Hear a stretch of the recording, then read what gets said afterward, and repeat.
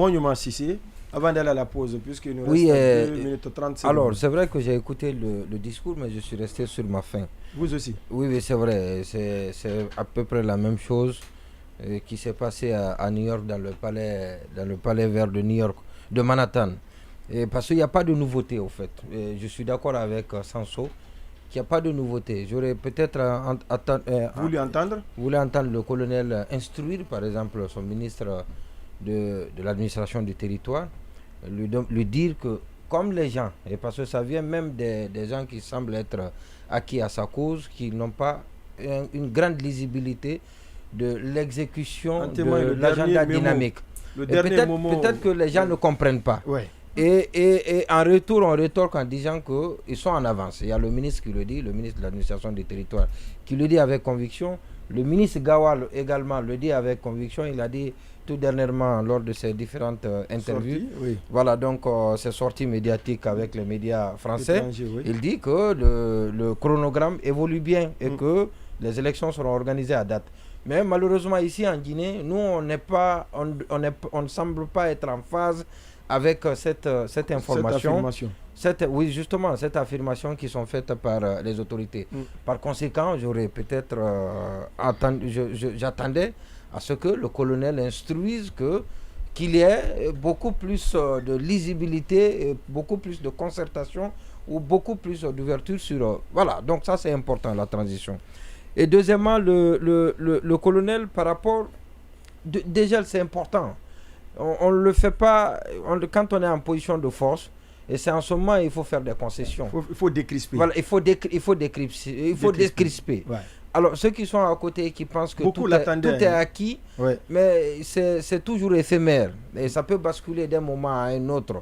Et quand on est en position, et c'est très facile de négocier quand vous êtes en position de force. Ouais. Quand vous êtes en position de force, les gens sont enclins à beaucoup céder. Pour vous, parce qu'ils sont obligés, ils sont dos au mur. Ouais. Mais il ne faut pas attendre justement que ça bascule. Ouais. Et comme ça va être un peu compliqué. Donc vous êtes amené, vous êtes obligé à procéder à ce dégel, à travers des actions. Ouais. À travers des actions, même si ces actions peuvent être des actions d'éclat. Ouais. Mais c'est important, mais malheureusement, certainement qu'il y a des gens qui murmurent dans l'oreille du colonel et qui sont en train de l'amener à prendre des décisions qui ne peuvent pas être de bonnes décisions pour sa gouvernance. Alors, troisième chose, c'est le développement. Deuxième chose, on reprendra avec vous à ce niveau. On va donc à la pause. Alors, je dis que le colonel Mamadi Doumbouya, pour ceux qui ne l'ont pas écouté, on a écouté un président de la République. Il était dans la posture d'un président de la République parce que son discours reflétait bien évidemment le discours d'un président de la République. Ouais. Ceux qui l'ont vu à la télé ne pouvaient être nuancés juste par sa prestance avec sa tenue militaire qui pouvait rappeler à l'esprit que c'est la transition et que c'était militaire au pouvoir. Et ça, c'est important. Et donc, le développement, il en a évoqué.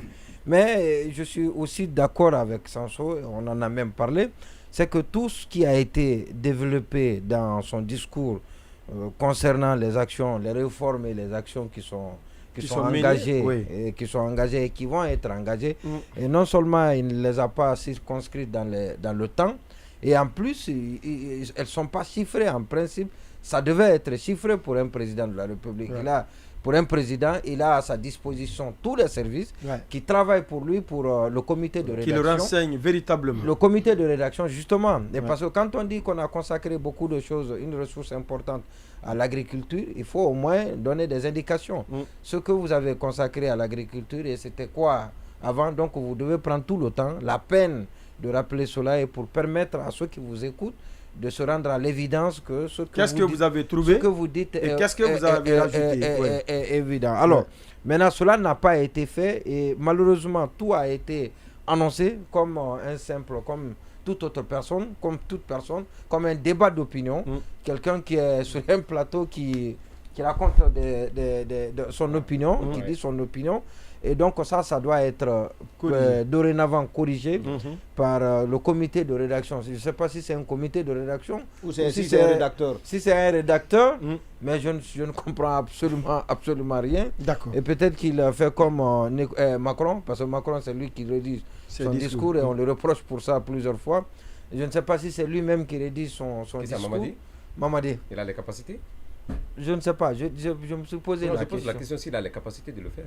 Oui, on m'a dit à la réponse. On m'a dit que quand on écrit, Mamadi, vous lui envoyez, il griffonne, il rature corrige beaucoup de choses dans le discours. Autrement, il corrige. Voilà.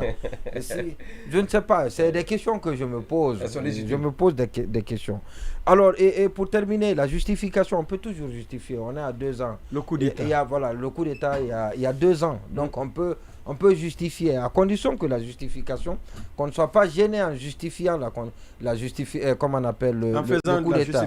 En faisant cette justification. Il ne faut pas se mettre dans une position, vous aussi, de critique. C'est-à-dire que ce que vous avez reproché au régime précédent et que vous vous rendez coupable des mêmes faits, donc vous devez être subtil d'éviter certainement cet art-là et ne rappeler que ce que vous n'avez pas encore fait.